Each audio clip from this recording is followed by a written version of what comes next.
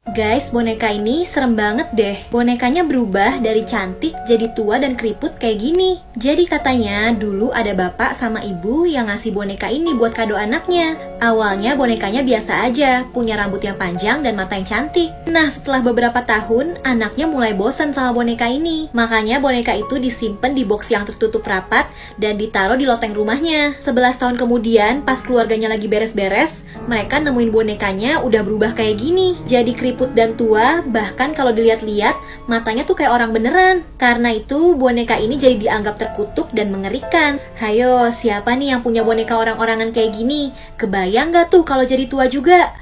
Guys, kalian tahu gak sih? Di Inggris ada sebuah gua yang bisa mengubah apapun jadi batu. Jadi ada air yang mengalir dan apapun yang kena air ini bakal berubah jadi batu. Nah, katanya gua ini tuh dulunya tempat tinggal seorang peramal dan penyihir yang bernama Mother Shipton. Tapi sayangnya dia punya wajah yang buruk rupa dan dia ditakuti sama para penduduk. Banyak yang percaya air yang bisa mengubah apapun jadi batu ini merupakan kutukan dari Mother Shipton. Setelah diteliti, ternyata kandungan mineral di air ini tuh tinggi banget.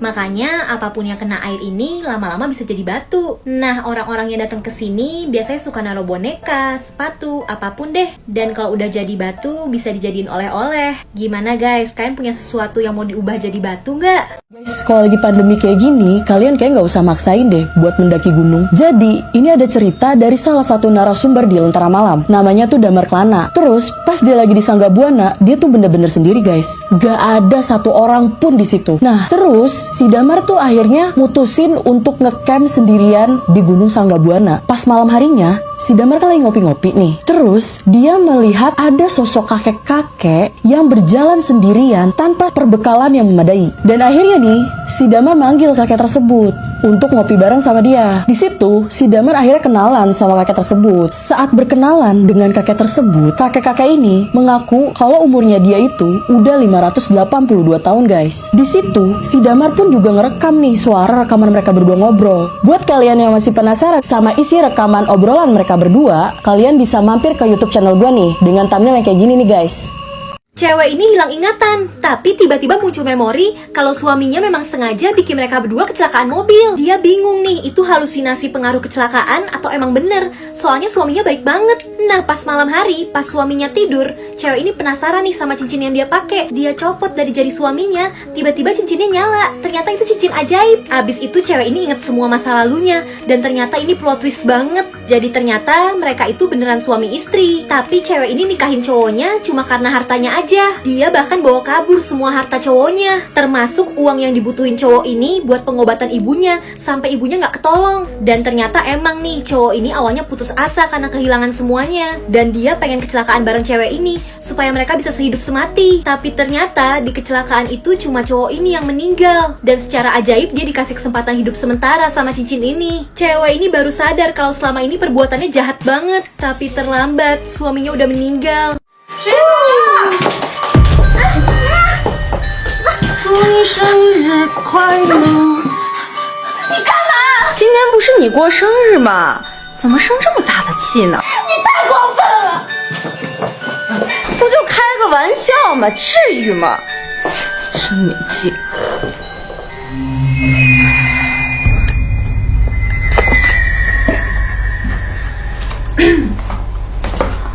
哎，小美，来啦！你桌上的点心看起来挺好吃的，能给我吃一些吗？可以呀。啊！蟑螂！哎呀，假的了！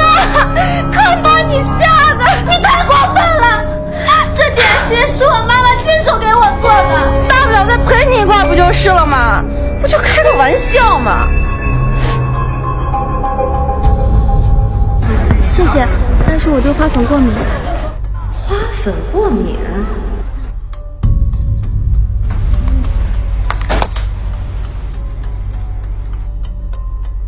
小美，你化这么好看的妆，是要去约会吗？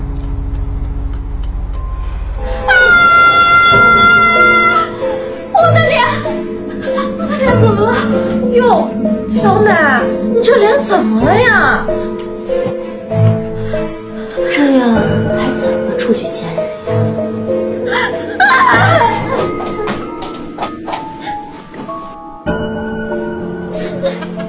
哥哥，今天小美她有事儿出不来了，让咱俩去看电影。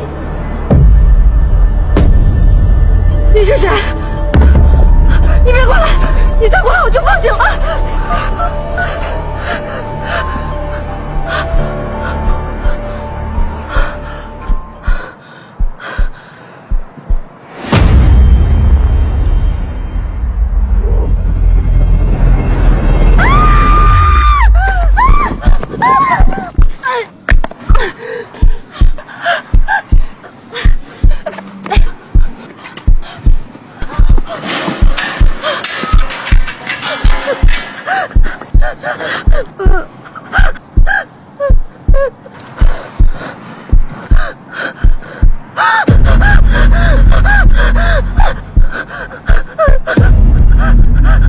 我知道你是谁，我警告你，别想恶作剧了，这一点都不好玩。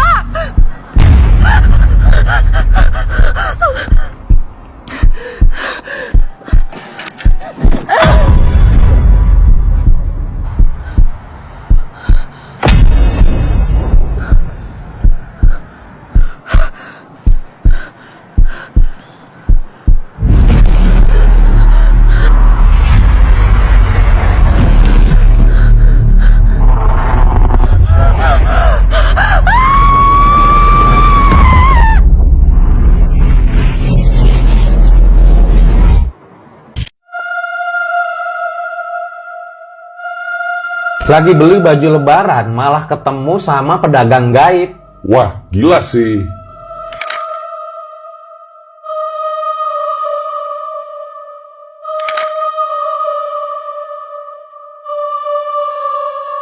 Pada pertengahan Ramadan, Dewi sama temennya ini lagi pengen pergi tuh ke pusat grosir deket Tanah Abang untuk berbelanja batik. Di situ mereka parkir di lantai yang agak atas karena emang parkiran pada saat itu lagi penuh. Mereka sampai di perbelanjaan sekitar jam 1 siang ya. Rencananya mereka keliling-keliling tuh buat belanja sambil nunggu azan maghrib. Dan saat azan maghrib berkumandang, Dewi sama temennya ini buka di luar area pasar ya. Lalu mereka sholat dan masuk lagi nih ke dalam mall. Tapi pas mereka masuk ke dalam mall, mereka itu benar-benar kaget. Suasana yang tadinya penuh, tiba-tiba aja jadi sepi. Loh, pada kemana nih orang-orang? Di situ terlihat hanya tinggal ada beberapa pedagang doang yang lagi ngerapin barang-barang dan nutup tokonya. Yaudahlah, mereka pun menuju ke lantai 5 nih untuk mengambil mobilnya. Tapi semakin mereka naik, suasananya itu kayak makin menyeramkan ya. Karena kan udah pada tutup nih toko-tokonya dan juga lampu di sana udah pada dimatiin. Dan ketika mereka tiba di lantai 5, mereka itu kebingungan harus jalan kemana. Karena emang ini cukup besar dan lantainya itu berbelok-belok. Di situ mereka mulai panik tuh, dimana dari kejauhan mereka ngelihat ada satu cahaya ya dari sebuah toko yang masih nyala. Yaudahlah, mereka pun jalan ke kios tersebut. Lalu di situ kelihatan ya pemilik seorang bapak-bapak, ibu-ibu dan ada 2 anak kecil di mana mungkin umurnya 2 sama 5 tahun.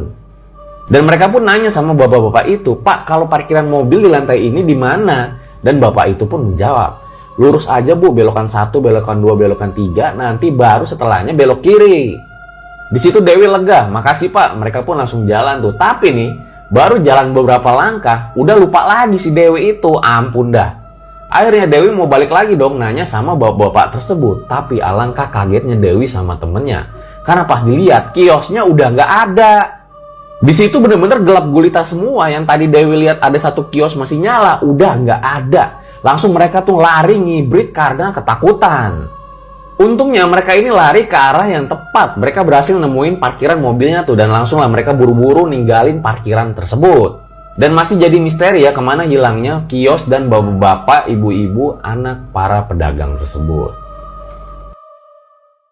Cerita horor paling terkenal di Universitas Indonesia.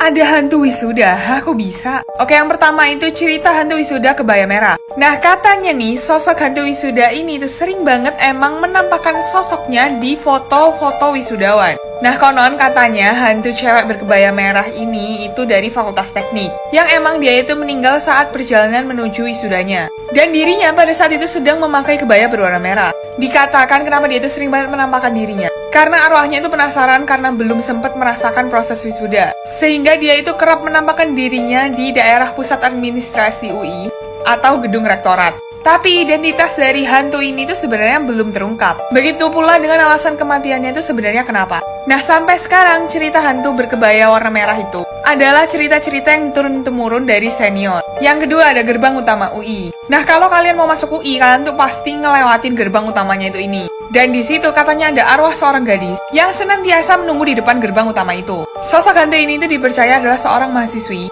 yang pada tahun 90-an lalu dia itu tewas karena tabrak lari. Dan sejak saat itu, arwah mahasiswi ini tuh konon katanya terus menunggu di tempat yang sama. Dan dia itu minta diantar buat pulang. Sosok hantu ini tuh biasanya akan mencegat taksi-taksi yang baru aja lewat, yang baru juga ngedropin mahasiswi lain ke dalam kampus. Dimana dia itu bakalan minta dianterin pulang ke rumahnya di daerah Bintaro. Nah, pas udah dianterin nih dan sampai di rumahnya, si hantu ini bakalan bilang ke supir buat minta uangnya itu ke ibunya. Jadi hantu ini masuk ke rumahnya dulu. Tapi waktu ditunggu berjam-jam kok mahasiswi ini tuh nggak balik-balik, nggak keluar-keluar rumah. Dan barulah setelah si supir taksi ini ngetok rumahnya, supir taksi ini baru sadar kalau misalnya dia itu tadi ngangkut hantu. Setelah keluarga korban ini, dia itu menceritakan bahwa emang anaknya tuh udah meninggal.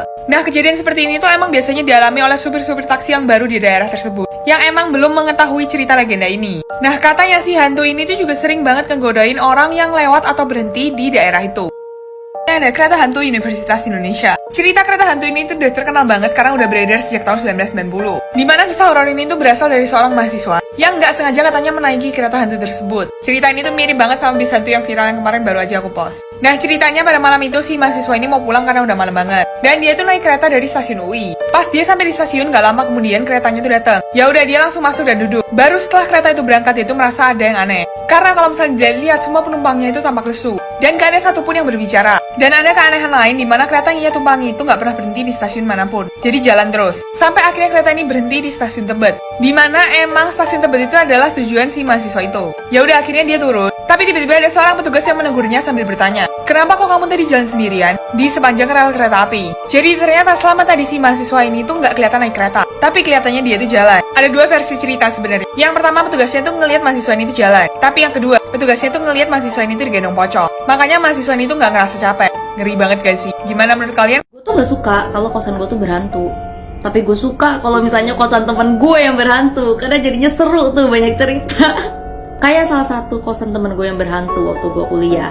Jadi cerita ini tuh diawali dengan temen gue yang tahu-tahu cerita sama gue. Dia bilang kalau kosan gue ini agak serem deh, kata dia gitu. Terus gue nanya dong kenapa gitu kan.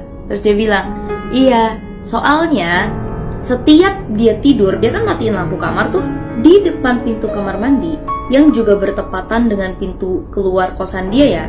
Itu tuh dia selalu ngeliat bayangan orang tinggi, gede kata dia. Cowok, dia tahu itu cowok, hitam gitu, gede kata dia. Dan di hari pertama dia ngekos, dia ngeliat pemandangan seperti itu ya. Dia tuh membatu di kasur. Dia sempat mikir kayak, ini apa gue salah lihat gitu kan. Dan pas dia nyalain lampunya lagi, bayangan itu tuh hilang, gak ada. Tapi kalau dia matiin lampu, bayangan itu tuh ada gitu kan. Gue udah mikir tuh, wah gila serem banget ini kosan gitu kan. Jadi gue tanya sama dia, kenapa lu gak pindah, kata gue gitu.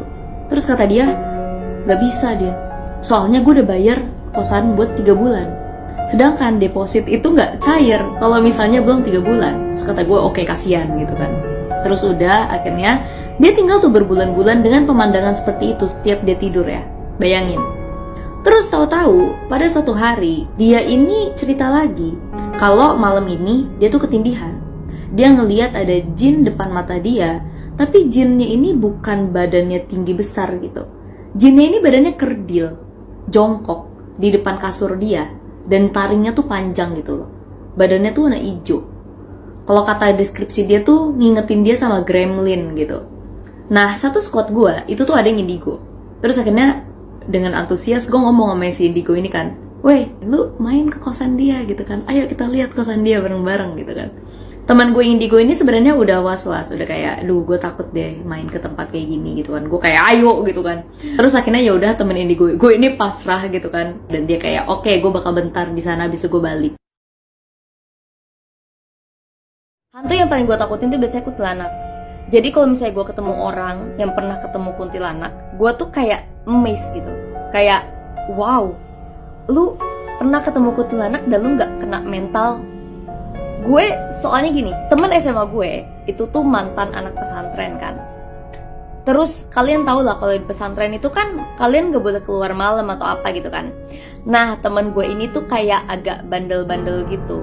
Pernah pada suatu malam dia sama temen-temennya tuh rencana kayak kita keluar yuk malam-malam diem-diem gitu kan, ke mall cantik-cantik dandan gitu, lepas jilbab. Terus habis itu udah tuh pada malam itu mereka tuh udah dress up lah, semua udah kelar. Mereka berdiri di depan pintu keluar asrama gitu, berlima kalau nggak salah.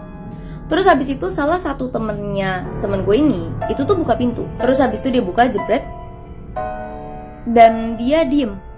Temen gue tuh lagi ngaca, kacanya kan ada di depan pintu ya. Temen gue lagi ngaca, ngeliat temennya yang cuma diem di depan pintu, nanya dong, lo kenapa gitu. Terus habis itu temennya kayak diem doang, tutup pintu, terus udah jalan, gak ngomong apa-apa. Temen gue kan mikir kayak, lo kenapa gitu kan. Akhirnya temen gue nih ngecek sendiri, dia buka pintunya nih, pintu asramanya ya, dia buka. Dan ternyata di depan pintu asrama dia tuh kan ada pohon nangka ya. Nah di bawah pohon nangka itu tuh ada kuntilanak. Nah kuntilanaknya ini pas banget posisinya itu menghadap ke depan. Jadi mukanya tuh bener-bener temen gue lihat gitu. Temen gue di depan pintu tuh langsung, akhirnya sama reaksinya. Dia langsung tutup pintu pelan-pelan, balik, terus udah dia ngelewatin 3 teman dia yang lain. 3 temannya tuh sampai nanya kayak, kenapa, lo kenapa gitu.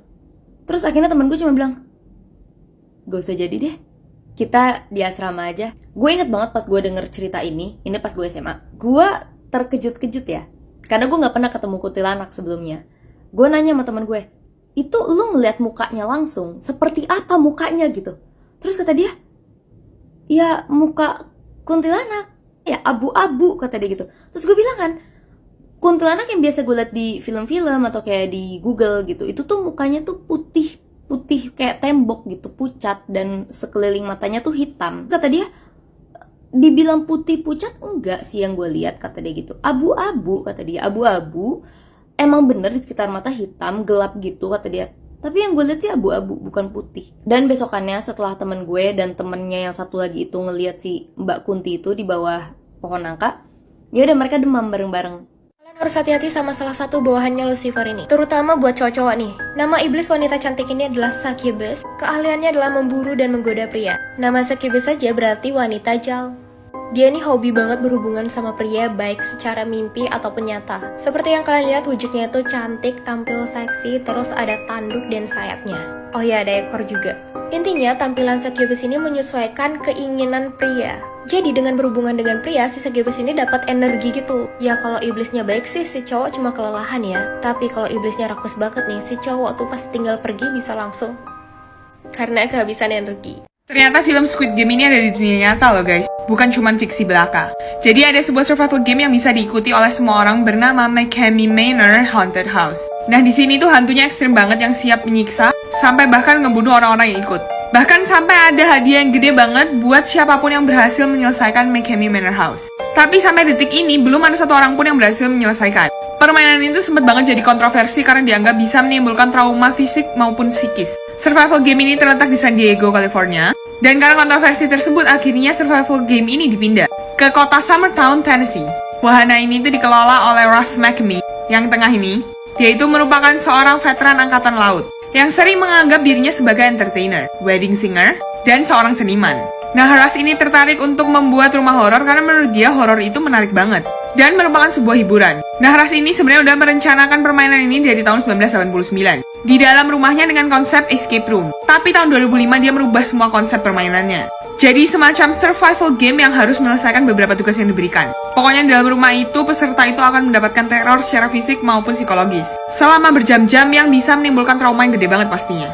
Tapi anehnya banyak banget orang yang mau ikut, sampai waiting list. Padahal di dalam rumah itu peserta akan disiksa selama 10 jam. Dan yang berhasil keluar dari rumah itu dengan selamat itu akan mendapatkan uang dengan jumlah 280 juta rupiah. Tapi ya saking parahnya belum ada yang bisa berhasil menyelesaikan survival game ini. Dan semua aktivitas itu tuh bisa disaksikan langsung oleh para anggota member atau VIP dari sebuah situs kayak dark web gitu. Persis banget gak sih kayak Squid Game? Nah jadi cara mendaftarnya itu lewat email, sambil menyertakan surat pernyataan kalau misalnya kalian tuh sehat.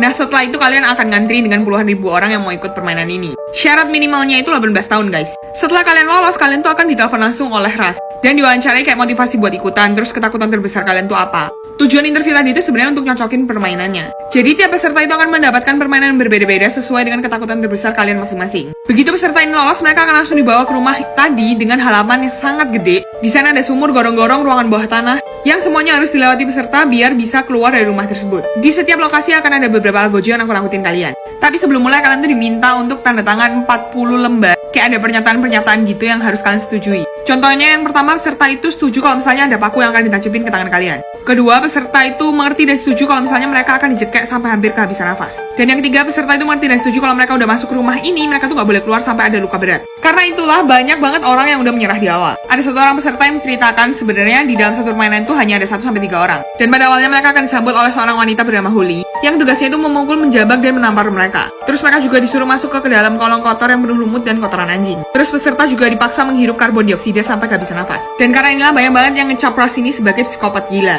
Mereka ini bahkan akan disuapin daging mentah sampai muntah. Terus muntahnya itu diambil lagi sama algojo dan dimasukin ke mulut peserta lagi. Tahun 2020 akhirnya Guys, hati-hati sama orang ini. Kalau dia nggak dibilang cantik, dia bakal ngebunuh kalian. Hati-hati ya. Share ke teman-teman kalian. Mau tahu ceritanya? Let's find out. Jadi gadis ini itu dari Jepang, dia bernama Kuchisake Una. Dia itu biasanya sering nampakin diri malam-malam hari ke anak-anak yang pulang malam-malam sendirian. Dia biasanya sembunyi di balik sesuatu, dan kalau misalkan ngelihat ada anak kecil sendirian, itu tuh sasaran empuknya dia. Jadi dia akan muncul ke hadapan mereka, terus dia akan nanya, "Aku cantik nggak?" Nah, anak-anak kan polos ya. Kalau misalkan dia ngomong enggak, ini yang bakal dia lakuin. Dan dia pakai masker itu bukan takut COVID, karena mulutnya itu sobek. Dan kalau misalkan anaknya itu nggak ngomong dia cantik, ini tuh bakal jadi sesuatu yang bahaya banget nih. Lanjut part 2. Gedung sekolah ini angker banget sampai-sampai pengunjungnya tuh mau bunuh diri di tempat. Mau tahu ceritanya? Let's find out. Oke, jadi kita bahas dulu. Jadi sekolah ini tuh namanya Sekolah Tatak yang ada di Hong Kong.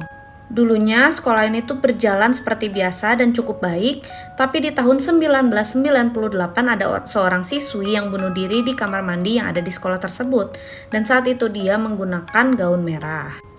Dan dia itu bunuh diri karena diperkosa di sekolah tersebut, makanya itu tuh jadi hantu yang gak terlalu baik lah.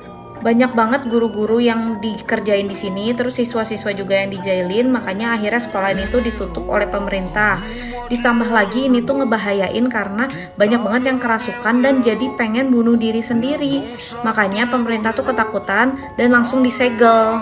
Ditambah lagi sering penampakan tentara karena dekat dengan makam para pahlawan. Wanita ini selalu menyanggul rambutnya dan gak pernah mau dicuci, dan kalian gak akan nyangka apa yang dia alami. Jadi wanita ini tuh selalu menyanggul rambutnya nih kayak gini. Itu merasa sangat bangga dengan tatanan rambutnya yang kayak gini. Dan dengan tatanan rambut kayak gitu, dia merasa rambutnya ini paling modis di antara teman-teman wanitanya yang lain. Dimana dia ini sangat malas dan gak suka menghabiskan waktu untuk membersihkan atau menata rambutnya. Bahkan ketika mandi, dia ini gak pernah mau mencuci rambutnya. Jadi kalau mandi, dia ini selalu pakai penutup rambut gitu. Hingga suatu hari dia menyadari kalau rambutnya ini mulai mengeluarkan aroma yang sangat bau. Dan dia pun menyemprotkan hairspray ke rambutnya. Hingga suatu pagi, wanita ini tidak turun untuk sarapan. Hingga suaminya pun datang ke kamarnya untuk membangunkannya. Tapi pas sampai kamar, suaminya kaget banget melihat kondisi istrinya. Untuk part 2-nya udah gue upload di akun Instagram gue, langsung aja kalian cek dan jangan lupa follow. Guys, boneka ini serem banget deh. Bonekanya berubah dari cantik jadi tua dan keriput kayak gini. Jadi katanya dulu ada bapak sama ibu yang ngasih boneka ini buat kado anaknya. Awalnya bonekanya biasa aja, punya rambut yang panjang dan mata yang cantik. Nah, setelah beberapa tahun, anaknya mulai bosan sama boneka ini. Makanya boneka itu disimpan di box yang tertutup rapat dan ditaruh di loteng rumahnya. 11 tahun kemudian, pas keluarganya lagi beres-beres, mereka nemuin bonekanya udah berubah kayak gini. Jadi keriput dan tua, bahkan kalau dilihat-lihat matanya tuh kayak orang beneran. Karena itu boneka ini jadi dianggap terkutuk dan mengerikan. Hayo, siapa nih yang punya boneka orang-orangan kayak gini? Kebayang gak tuh kalau jadi tua juga? Inilah mengapa jangan pernah kalian menjadikan kuda Nil sebagai peliharaan. Pada tahun 2011, seorang peternak di Afrika Selatan bernama Marius Els memelihara seekor kuda Nil yang diadopsinya sejak usia 5 bulan. Els juga memelihara 20 binatang eksotis lainnya seperti badak dan jerapah. Tapi kuda Daniel yang diberi nama Humphrey ini adalah kesayangannya, bahkan menganggapnya seperti anaknya sendiri dan membesarkannya selama hampir 6 tahun. Tapi banyak spesialis yang memperingatkan Els bahwa kuda Daniel adalah hewan liar yang tidak bisa dijinakkan. Bahkan Humphrey pernah membunuh secara brutal 6 sapi ternak dan menyerang keponakan Els hingga luka parah. Tapi tetap aja Els mengabaikan peringatan itu. Hingga suatu hari segalanya berubah. Ambulans dipanggil ke peternakan. Saat ingin memberi makan, Humphrey menggigit Els dan memutilasi badannya lalu menahannya di bawah air sampai tenggelam. Hal ini terjadi karena Humphrey telah mencapai usia menjaga teritorinya dan menganggap Els sebagai ancamannya. Kalau kalian lihat sekilas sih mungkin kalian bingung ya, kenapa orang sebanyak ini ngumpul di dekat hutan. Tapi sebenarnya ini bukan orang guys, semuanya ini orang-orangan dari jerami gitu. Jadi ini tuh adanya di Finlandia. Kira-kira jumlahnya ada 1000. Ada yang pakai baju anak-anak, ada yang pakai jas, bahkan ada yang pakai gaun pengantin. Dan semua orang-orangan jerami ini menghadap ke satu arah yang sama. Gak ada yang tahu nih tujuannya mereka ada di sini tuh buat apa. Ada yang bilang ini tuh karya seni, tapi ada juga yang bilang ini tuh bagian dari ritual. Dan katanya orang yang lewat sini tuh selalu ngerasa merinding tiap ngelihat orang-orangan jerami ini. Aneh ya, yang jelas ini sih pasti serem banget deh kalau malam-malam. Ini bisa operasi plastik dengan tangannya sendiri. Tapi akhirnya benar-benar nggak nyangka banget cuy. Waktu dia lagi sendirian di kamar pas mau siap-siap pergi, dia tiba-tiba bingung pas dia pencet mukanya. Wajahnya itu kayak ngebentuk sendiri. Dia jadi benar-benar shock banget, terus dia tekan mukanya. Tapi malah wajahnya menimbulkan bekas kayak gini. Terus dia coba ilangin lagi bekas-bekas yang ada di wajahnya tadi. Nah, tapi dia kemudian mencoba untuk narik-narik wajahnya sesuai dengan apa yang dia inginkan. Terus dia tarik hidungnya sampai kayak gini cuy.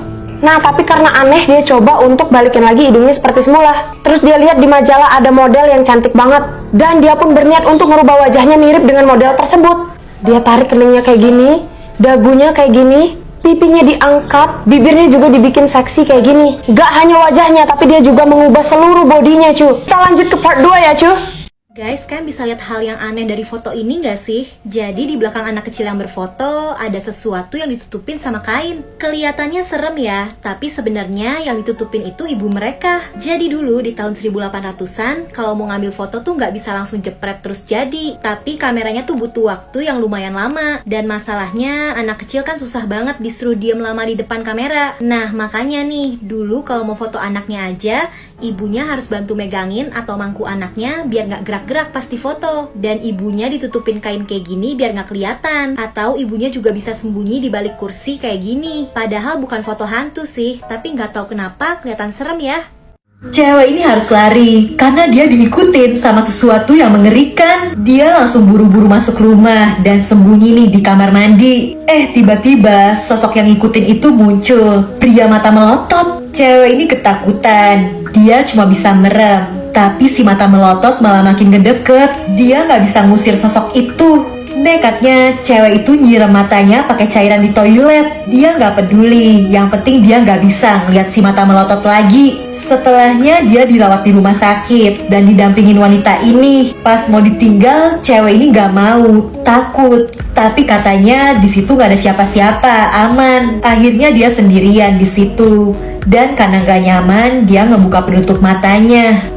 Si mata melotot ada di depannya. Tapi ternyata dia nggak diapa-apain kok guys. Hantunya gabut aja sih kayaknya. Di kepala pria botak ini tiba-tiba tumbuh rambut ajaib. Jadi pria botak ini nih insecure sama penampilannya. Dia pengen punya rambut kayak orang-orang. Udah dicek ke dokter, tapi katanya kebotakannya ini permanen. Rambutnya nggak bisa tumbuh. Suatu hari dia mimpi ketemu sama seorang pemilik salon. Katanya salonnya bisa numbuhin rambut pria ini. Dan anehnya pas dia bangun tidur terus ngaca, secara ajaib di kepalanya benar-benar tumbuh rambut. Dia benar-benar seneng, dia jadi lebih pede, pekerjaannya jadi lebih lancar. Bahkan dia berani nih nyatain cinta ke cewek yang dia taksir. Selama ini dia nggak pede karena kepalanya botak. Mereka pacaran, ngerencanain nikah. Pokoknya hidup cowok ini jadi bahagia banget. Sampai dia mulai sadar nih kalau rambut di kepalanya ini kok tumbuhnya cepet banget. Dan ternyata pas dia potong di salon, dia ngerasain sakit yang luar biasa. Pria ini naik bus dari arah Bekasi ke Bandung, tapi ternyata bus yang ditumpangi adalah bus hantu. Hah, kok bisa? Cerita ini tuh sebenarnya dia pertama kali bagiin itu di akun Instagramnya yang bernama @hebosto. Cuman kalau sekarang kalian lihat itu udah di take down. Mungkin karena dia takut lebih jadi viral.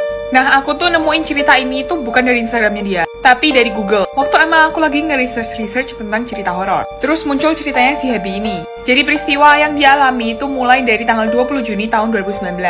Happy ini ngaku kalau misalnya dia naik bus tersebut dari pintu tol Cikampek. Nah, kenapa dia itu naik dari pintu tol Cikampek? Karena kalau misalnya dari terminal bus itu kan biasanya nunggunya lama. Kayak busnya itu ngetem lama banget. Setelah dia nunggu lumayan lama di pintu tol tersebut, sebenarnya tuh dia mau naiknya tuh bus eksekutif. Cuman bus eksekutif itu nggak ada yang lewat-lewat. Adanya cuman bis ekonomi aja. Jadi ya daripada lama-lama, dia tuh langsung aja masuk ke bis tersebut. Nah, katanya penampakan bis ini tuh emang udah kelihatan kayak bis tua. Dan juga brand bis ini tuh kayak nggak terlalu familiar lah.